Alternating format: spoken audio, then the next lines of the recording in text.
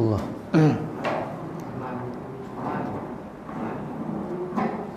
Allah.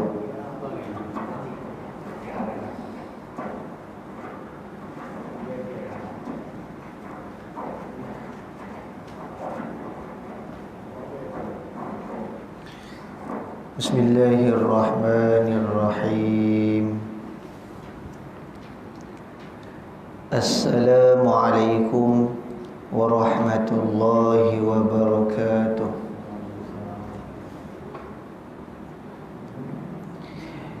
Innal hamdalillah nahmaduhu wa nasta'inuhu wa nastaghfiruh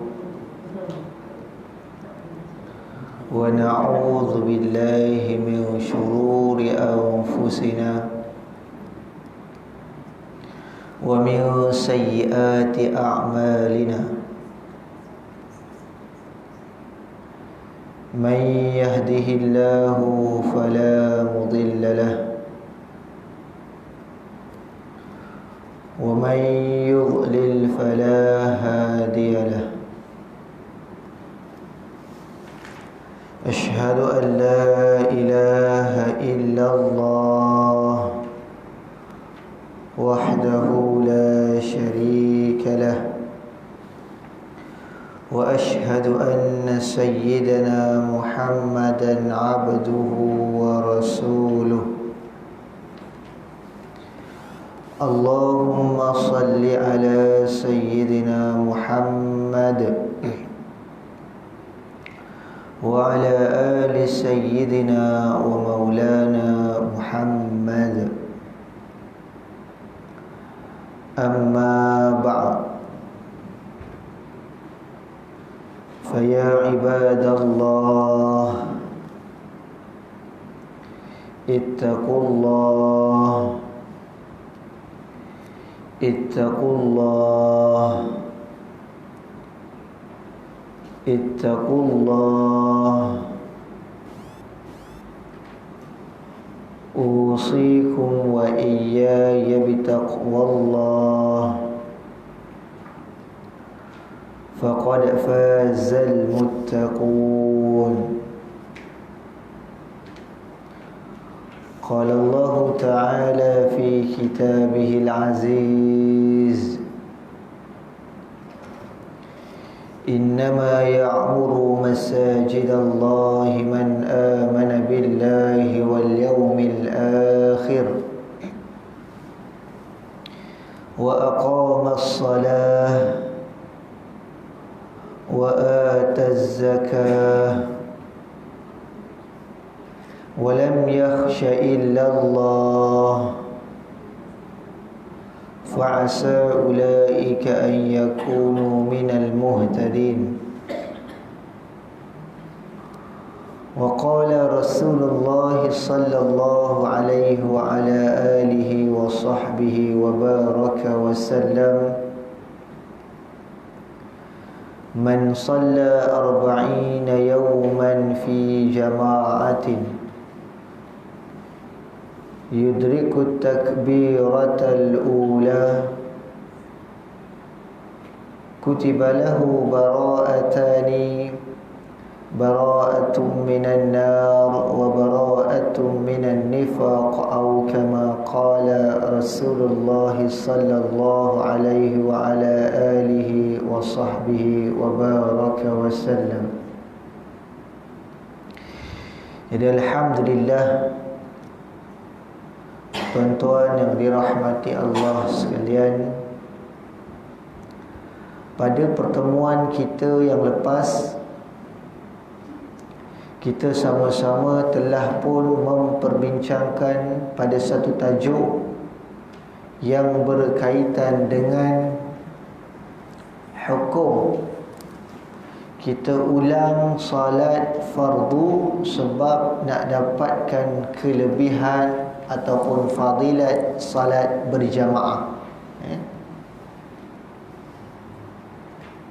Hukum kita ulang salat fardu, sebagai contoh saya katakan kepada tuan-tuan yang dirahmati Allah sekalian pada pertemuan yang lepas, apa dia? Contohnya kita ulang salat fardu maghrib. Tadi kita dah salat fardu maghrib, dah jamaah maghrib. Maka bila mana kita pulang ke rumah, kita nak ulang lagi salat fardu maghrib. Sebab apa? Sebab nak dapatkan kelebihan salat berjamaah. Contoh dia apa? Balik rumah kita salat lagi jamaah sekali lagi fardu maghrib, ulang, bukan qada, ulang. Sekali lagi kita ulang salat fardu maghrib dengan siapa? Dengan isteri kita. Kan? Itu contoh.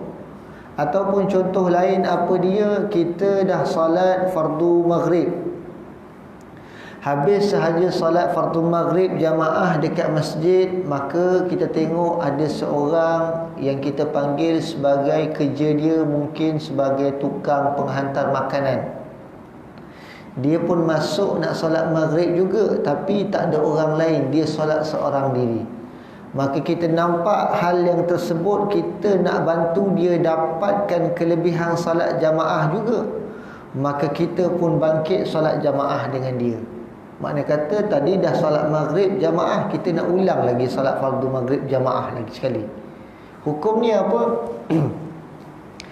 Kita dah bincang pada pertemuan lepas, hukumnya adalah sunnat. Ini mustahab kita ulang. Boleh kita ulang, tak jadi masalah.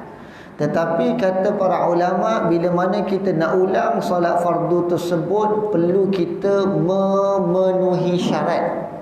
Syarat nak ulang salat fardu, yang mana saya sebut pada pertemuan lepas adalah syarat untuk kita ulang salat fardu itu ada 14.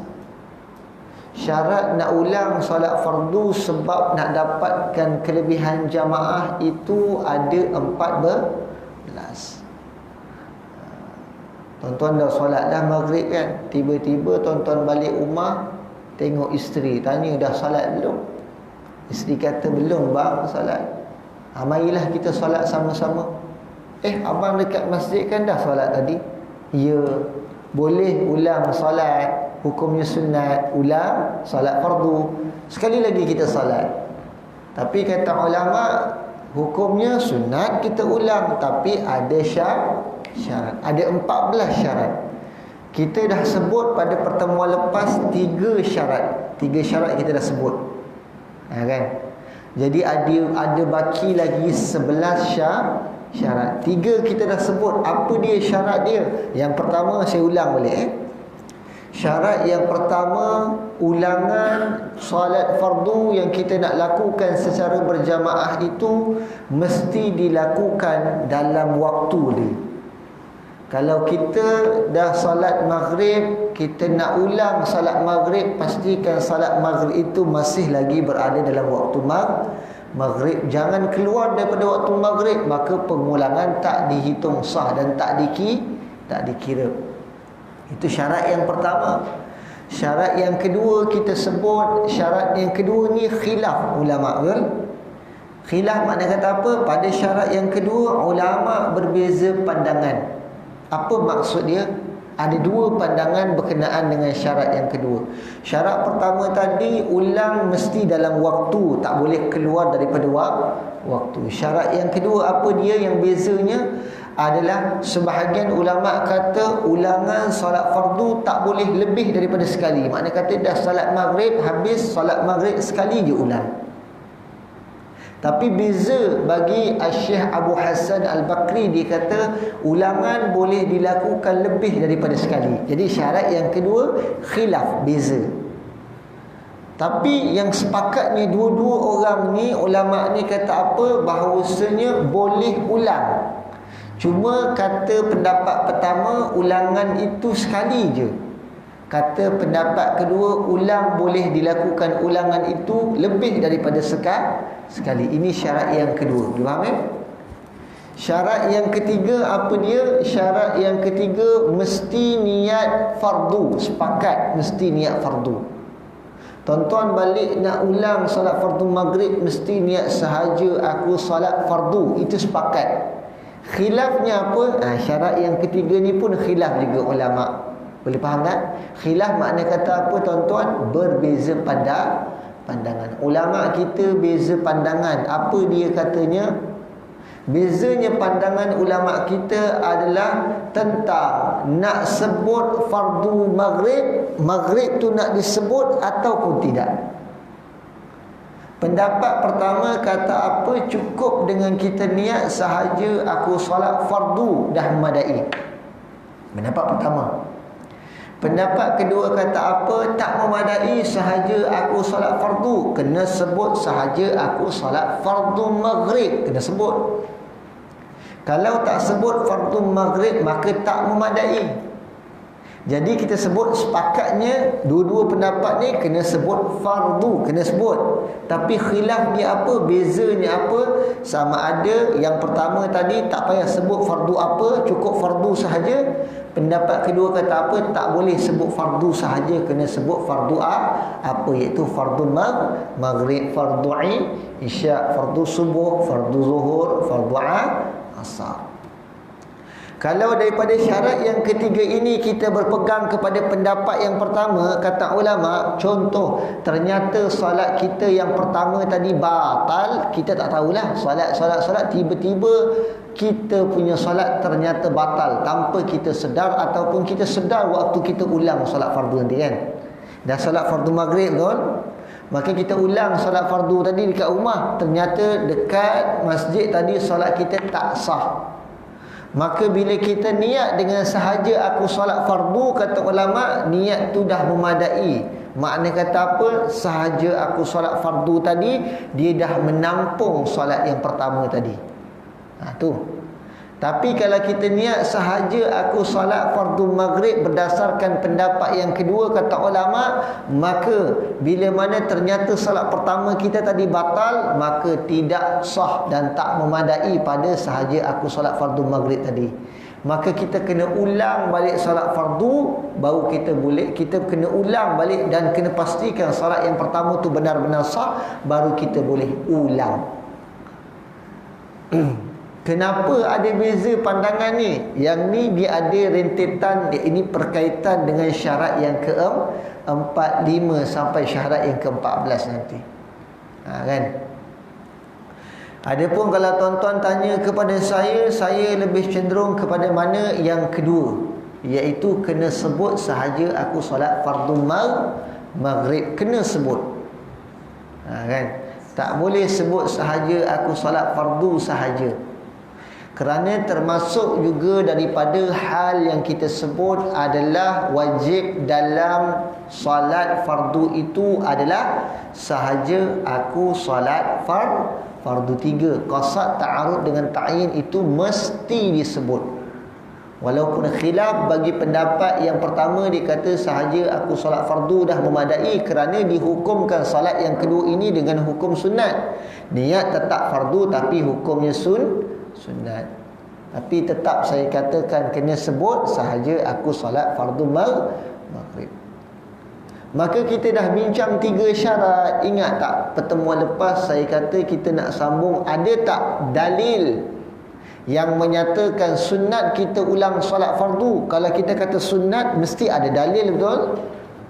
Kalau kata sunat sahaja tak ada dalil, maka itu sangat susah sikit kita nak memikirkan, nak percaya.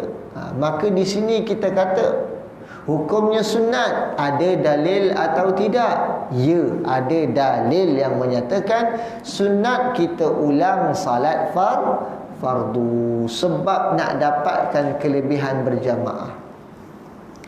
Dalil ni kita akan bincang untuk pertemuan kita pada kali ini. Tuan-tuan boleh buka halaman 55 dalam kitab solat berjamaah. Tuan-tuan boleh sama-sama buka halaman yang ke-55. Muka surat 55 yang bawah tu. Kita akan baca sama-sama hadis ni. Kita akan baca sama-sama hadis ni. Apakah dia hadisnya?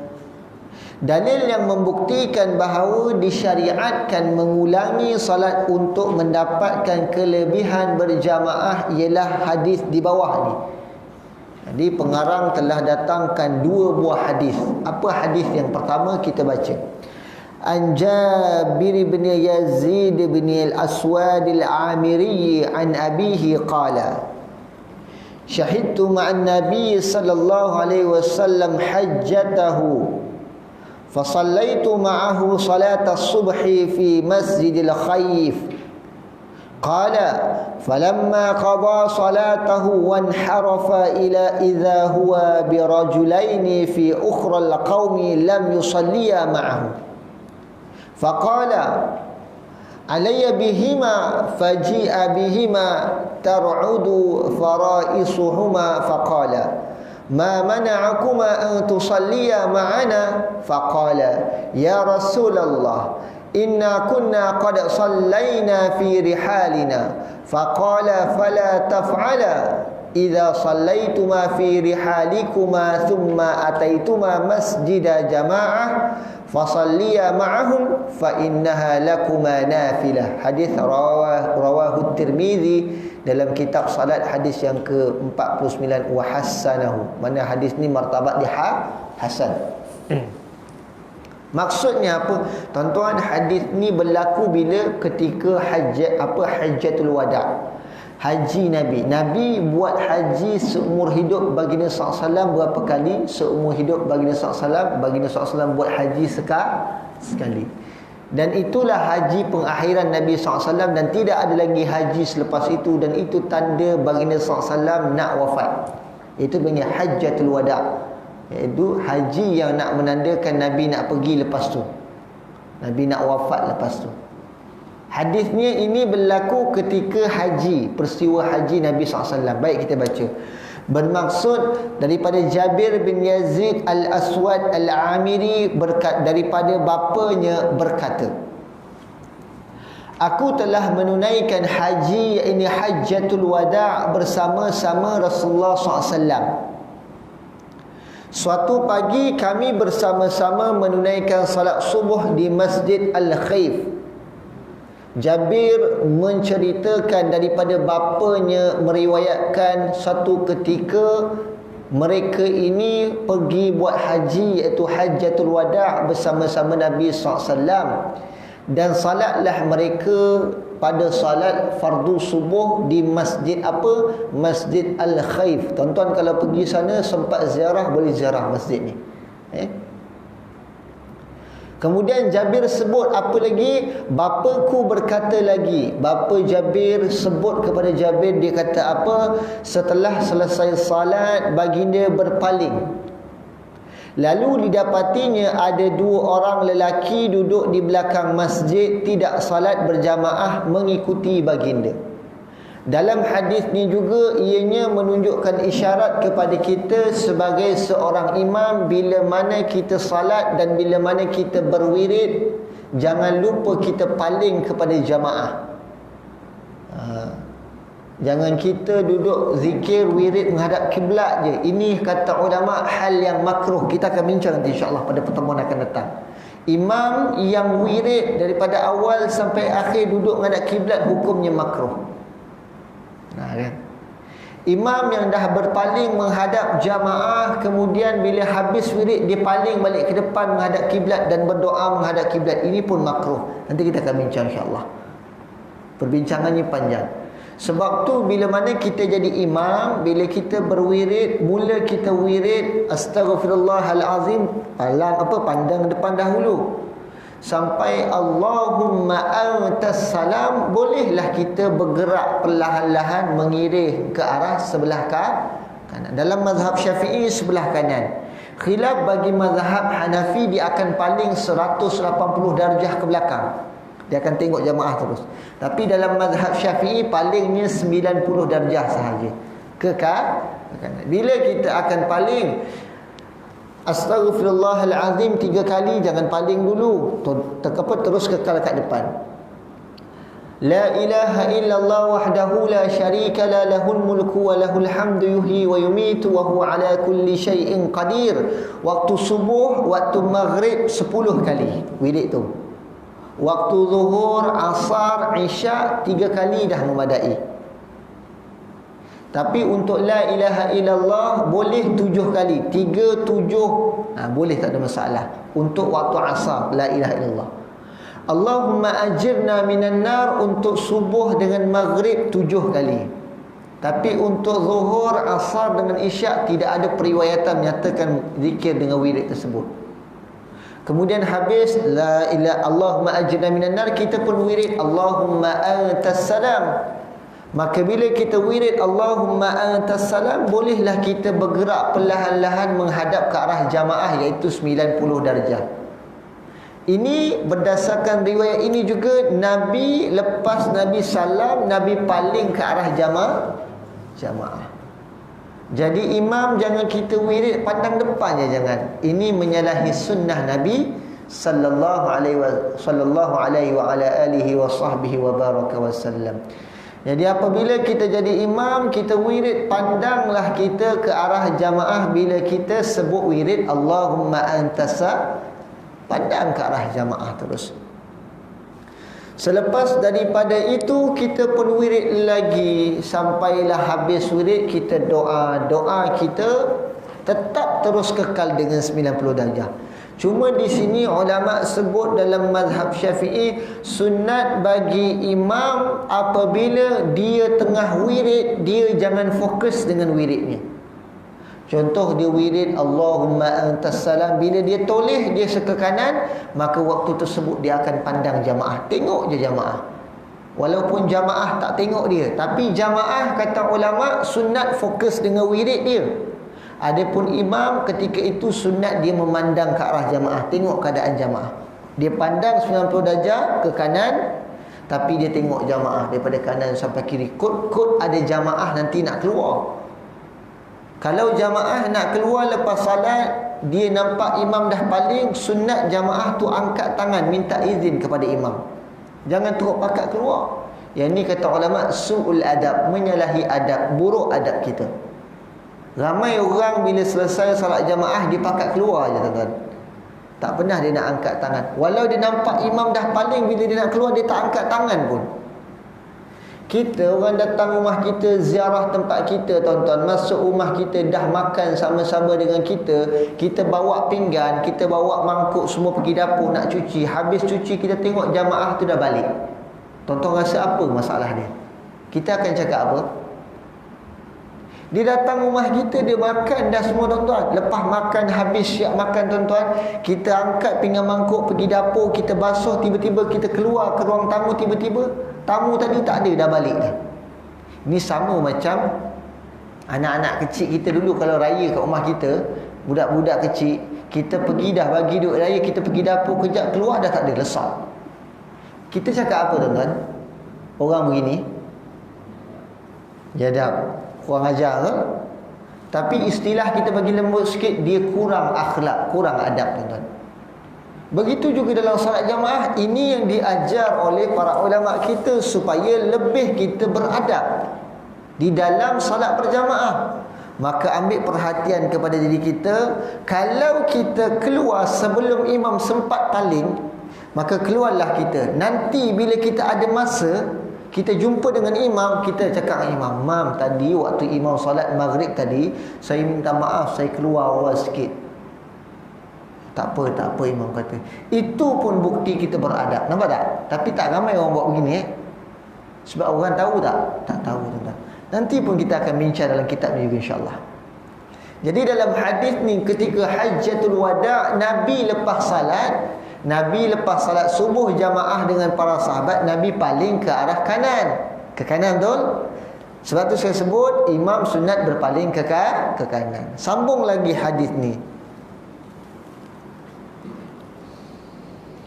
Setelah selesai salat, baginda berpaling, lalu didapatinya ada 2 orang lelaki duduk di belakang masjid.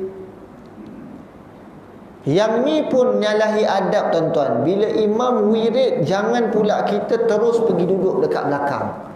Kata ulama, kalau kita nak bergerak boleh, tapi duduk pada tempat kita itu lebih baik. Ini tak. Kadang-kadang imam tengah wirid lagi, tuan-tuan, kita rasa tak selesa, kita bangkit duduk sandar dekat belakang. Siap lunjur kaki lagi, tuan-tuan. Imam kat depan tengah wirid tu. Tuan-tuan, contoh dia apa? Kita ada tamu datang rumah, tengah-tengah makan, dia dah siap makan dah. Kan? Dia dah siap makan dah. Dia habis dia siap makan, dia pergi dekat satu ruang sudut, dia baring, dia tidur, kaki dilunjuk. Dia bukan orang kenalan kita, tuan-tuan, tapi tamu jugalah. Kalau dia buat begitu kat rumah kita, kita kata apa? Kurang adab juga tu, kurang akhlak. Maka tak elok, tuan-tuan. Yang ini kita nampak ramai orang yang tak ambil perhatian. Apabila imam itu sedang berwirid, dia paling je, kita nak ubah posisi duduk kita boleh. Sebab tu masa imam zikir astaghfirullahalazim sampai Allahumma ajirna minan nar, kata ulama, kita jangan bergerak, tahan sikit duduk kita. Bila kita nak mula duduk bersila ke duduk macam mana sekalipun yang selesa, lepas kita lihat imam sebut Allahumma antas salam, baru kita mula bergerak. Tapi jangan bergerak duduk belakang sandar pula, jangan. Itu pun menyalahi adab. Kita duduk pada tempat kita, tapi kita dah boleh bergerak. Daripada kita duduk tahiyat akhir, ini duduk tawarruk, kita bolehlah duduk bersila ke, kan? Itu. Tapi jangan bersikap kita dengan bersikap yang sedemikian apa, imam tengah wirid duduk belakang sandar. Kan? Yang lebih teruk lagi apa, tuan-tuan, imam tengah wirid, dia buat apa? Berbual, tuan-tuan. Kuat pula tu suara dia. Saya kata kalau dia nak berbual sekalipun, keluar daripada masjid. Betul? Ni suara dia kuat. Berbual, syak ketawa lagi. Subhanallah. Nampaknya kita kurang adab di situ. Salat berjamaah mendidik kita, mengajar kita supaya lebih beradab dan berakhlak. Tapi kita tidak beradab dan tak berakhlak. Sebab tu bila kita salat jamaah, natijah salat jamaah tu pun kita tak dapat. Betul? Tak dapat. Sebab apa? Kita langgar adab. Kenapa kita langgar adab? Sebab kita tak tahu. Kenapa? Sebab kita tak tahu. Sebab kita tak nak belajar. Kenapa kita tak nak belajar? Sebab kita ego. Dah buka dah pengajian kitab ni punya banyak, tak nak duduk dalam majlis ilmu. Sebab tu kita kata kita ego. Apabila baginda paling dia ke kanan, baginda tengok ada 2 orang lelaki yang tak solat tapi duduk dekat belakang. Kan? Rasulullah SAW memerintahkan kedua-dua mereka dibawa menghadap baginda SAW. Tuan-tuan, ibaratkan tuan-tuan hari ni duduk di Taman Makmur, tiba-tiba dapat satu surat, ataupun orang datang rumah tuan-tuan pakai kereta besar, pakai baju seperti baju kerabat dia raja, kan? Sultan Johor. Tiba-tiba datang kereta besar jumpa tuan-tuan. Ini saya ada buat surat daripada Sultan Johor, panggil tuan-tuan untuk menghadap Sultan. Menghadap duli, tuan-tuan. Tuan-tuan kalau dapat surat begitu, tuan-tuan takut ke apa? Tuan-tuan, takut ada, gemuruh ada, semua ada. Rasa takut habis tu, Sebab apa? Apa silap aku buat ni, tiba-tiba kereta besar datang. Kalau yang paling takut bukan kereta besar datang, tuan-tuan, kereta polis datang dengan pakaian polis, bawa surat watikah daripada Sultan. Tiba-tiba apa dalam surat tu kata kena menghadap sultan. Sekarang juga waktu tu tuan-tuan nak pakai baju apa? Apa pakaian yang sesuai ni? Hati dah takut ni tuan-tuan, takut ada buat silap apa kan. Sebab yang panggil kita pemerintah besar. Ini apatah lagi yang memanggil dua orang sahabat ni baginda Nabi SAW. Kecut perut tuan-tuan sahabat ni, Nabi SAW panggil. Takut, sebab takut ada buat silap apa. Ini juga kata ulama nak menunjukkan adabnya sahabat kepada Nabi SAW, kerana hormatnya kepada baginda Nabi SAW. Kedua-dua mereka itu dibawa menghadap kepada Nabi SAW dalam keadaan gemetar, takut tuan-tuan, sebab yang panggil Rasulullah SAW. Rasulullah SAW panggil bukan sebab apa. Kata dalam hadis ni, Rasulullah SAW hanya nak bertanya kepada kedua-dua lelaki tersebut. Nabi nak tanya je tuan-tuan. Apa Nabi nak tanya? Apakah yang menghalang kamu berdua daripada salat berjamaah bersama kami? Nabi tanya, kenapa tadi waktu kami salat subuh jamaah kamu tak salat? Nabi tanya tu je. Apa sebab yang menghalang kamu daripada nak solat jamaah dengan kami? Nabi tanya tu je. Nabi tak kata, kenapa tak solat? Nabi tak marah. Waktu Nabi SAW panggil, Nabi SAW tak marah. Nabi hanya tanya je kan. Kita, kalaulah anak kita tengok, kita solat, dia tak solat, kita confirm marah terus betul. Kita tak tanya pun kepada dia, nak, dah solat belum? Kenapa tak solat? Kenapa ayah solat tadi, anak tak solat? Pernah tak kita tanya anak kita macam tu? Tak tuan-tuan. Malahan yang sampai rotan. Nabi SAW tak buat begitu tuan-tuan, sebab akhlak dan sifat Nabi SAW. Maka Nabi panggil dua orang sahabat tadi. Nabi tanya je, apa sebab dua orang sahabat ni tak salat jamaah dengan Nabi SAW? Anak kita, kalau kita biasa salat jamaah, tiba-tiba kita salat jamaah, kita tak nampak kelibat dia tup-tup lepas salat, kita nampak dia duduk dekat belakang. Dia dah salat dah dekat dalam bilik dia. Kita apa lagi tuan-tuan, marah dia terus, rotan dia terus Tapi Nabi tidak begitu tuan-tuan. Nabi tak tanya. Maka dua orang sahabat ni mereka pun menjawab. Apa mereka jawab? Wahai Rasulullah, sesungguhnya kami sudah salat di tempat kami. Dua orang sahabat ni kata, ya Rasulullah, kami sebenarnya tadi dah salat. Dekat mana? Dekat tempat kami, dekat khemah kami. Sebab tu tuan-tuan, bila jamaah haji pergi buat haji tuan-tuan, mereka yang sukar nak pergi masjid, iaitu Masjid Al-Khim ni tuan-tuan, mereka akan salat dalam khemah mereka tuan-tuan. Sebab susah nak salat, kan? Keadaannya susah dengan keadaan orang ramai. Tapi berlaku tuan-tuan, sahabat ni dia dah salat dekat khemah mereka, tapi mereka dah datang ke masjid untuk duduk, nak tahu kod-kod ada ke majlis ilmu ataupun tazkirah yang Nabi SAW nak sampaikan. Maka Nabi kata apa? Dua orang sahabat tadi kata, ya Rasulullah, kami dah solat dekat tempat kami tadi kan. Maka lantas baginda bersabda kepada keduanya, janganlah kamu lakukan begitu. Maknanya dah solat, walaupun dah solat dekat tempat dia, pergi masjid, orang tengah solat jamaah, jangan buat begitu. Maka Nabi kata apa? Sekiranya kamu berdua sudah solat di tempat kamu, dan kemudian kamu berdua datang ke mana-mana masjid yang sedang didirikan solat berjamaah di situ, maka solatlah kamu berdua bersama mereka. Sesungguhnya solat yang kedua itu menjadi solat nafilah, iaitu solat pahala sunat untuk kamu. Nampak tak Nabi sebut? Ini tujuan dia untuk mengelakkan daripada timbulnya fitnah. Jadi kalau kita dah salat dekat rumah, kita datang ke tempat yang sedang salat jamaah, maka salatlah kita jamaah sama-sama mereka. Itu pun nanti insya-Allah tuan-tuan saya akan sebutkan nanti pada syarat yang seterusnya. Kita nak ikut mereka jamaah pun kita tak boleh masbuk, kena muafiq. Itu syarat lepas nanti. Dalam hadis ni, maka jelaslah daripada hadis yang kita bacakan tadi adalah ulang salat fardu sebab nak dapatkan kelebihan berjamaah itu hukumnya sunat berdasarkan hadis Nabi ni. Dan Nabi kata dengan perkara salat yang kedua, iaitu salat yang kamu ulang tadi, jadilah pahala nafilah, iaitu pahala sunat. Hadis yang pertama jelas tak tuan-tuan? Jelas Hadis yang kedua, kita baca hadis yang kedua.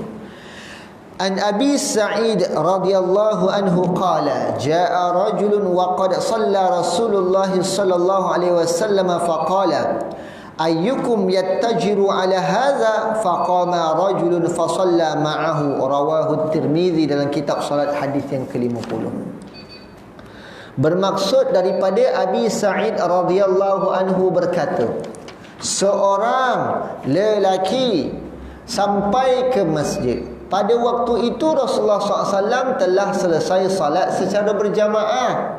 Lantas baginda SAW pun bersabda, sesiapa di kalangan kamu yang ingin mendapat keuntungan dari lelaki ini dengan salat berjamaah bersamanya, maka bangunlah seseorang lalu salat bersama lelaki tadi. Yang ni saya sebut tadi kan.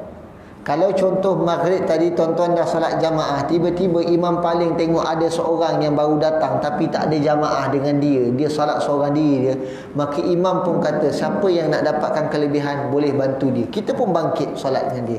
Hukumnya apa?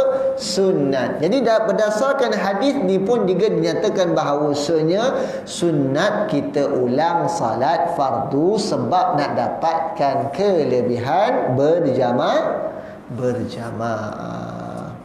Maka kata ulama, berdasarkan hadis dua dekat atas tadi, bolehlah kita ambil pengajaran bahawa solat boleh diulangi walaupun telah dilakukan solat yang mula-mula itu secara berjamaah hanya dengan berdua, baik ianya imam atau makmum, dalam solat yang mula-mula atau solat yang kedua, tak jadi masalah, boleh kita ulang. Jadi secara keseluruhannya boleh kita ambil kesimpulan bahawasanya apa juga solat sunat yang disunatkan solat yang disunatkan kita kerjakan secara berjamaah, maka ulang solatnya juga adalah disunatkan. Sekalipun kata ulama solat witir di bulan Ramadan, kan? Jadi kita katakan salat, kalau kita dah buat witir, contoh waktu tarawih bulan Ramadan, kita dah buat witir dengan imam, kan? Dah habis witir, balik rumah kita tidur, bangun qiyam, habis qiyam kita buat witir sekali lagi. Hukumnya apa? Kata ulama, tetap juga sunat ulang witir. Sebab witir yang pertama tadi kita buat jamaah, witir yang kedua kita buat tak jamaah, hukumnya tetap sunat. Tapi khilaf bagi Syekh Muhammad Ramli Saghir, dia kata witir tak boleh ulang, sekali sahaja satu malam. Saya tahu tuan-tuan mungkin pernah dengar ada ustaz kata witir boleh ulang, semalam boleh ulang berkali-kali. Sebahagian ustaz kata witir itu sekali je. Kalau siapa kata witir itu boleh ulang, itu pendapat pertama. Witir tak boleh ulang, pendapat kedua. Itu berdasarkan pendapat Syekh Muhammad Ramli As-Saghir. Boleh faham? Jadi dua-dua pendapat ini taklah jadi masalah, kan? Tak salah. Seterusnya apa dia? Ulang solat Jumaat boleh tak? Kata ulama boleh ulang, tapi tempat berbeza. Contoh apa dia? Kita dah salat Jumaat dekat Masjid Sultan Ismail, tiba-tiba kita pun bergerak pergi ke Masjid Datuk Bentara, tengok mereka belum salat Jumaat lagi, kita boleh salat Jumaat lagi sekali. Berjalanlah kita lagi naik motor sehinggalah terus sampai masjid mana? Masjid Peserai. Tengok masih lagi salat Jumaat, belum lagi salat Jumaat. Boleh kita ulang salat Jumaat lagi. Ini boleh. Yang tak boleh apa dia? Kita dah salat Jumaat dekat Masjid Sultan Ismail, tiba-tiba habis salat Jumaat kita bangkit buat lagi salat Jumaat di tempat yang sama. Yang ni tak boleh. Boleh faham? Itu maksud dia. Jadi secara keseluruhannya jelaslah kita katakan hukum ulang solat fardu sebab nak dapatkan kelebihan fadilat solat berjamaah itu adalah sunat. Wallahu a'lam. Itu dalil dia. Tak sempat lagi masuk syarat seterusnya. InsyaAllah syarat yang seterusnya kita akan masuk pada pertemuan minggu depan nanti insyaAllah. Syarat yang keempat sehinggalah syarat yang ke-14 kita akan habiskan terus insyaAllah. Wallahu a'lam bisawab. Cukup sekadar tu sahaja untuk saya. Ada soalan nak tanya, boleh tanya, silakan. Ada soalan?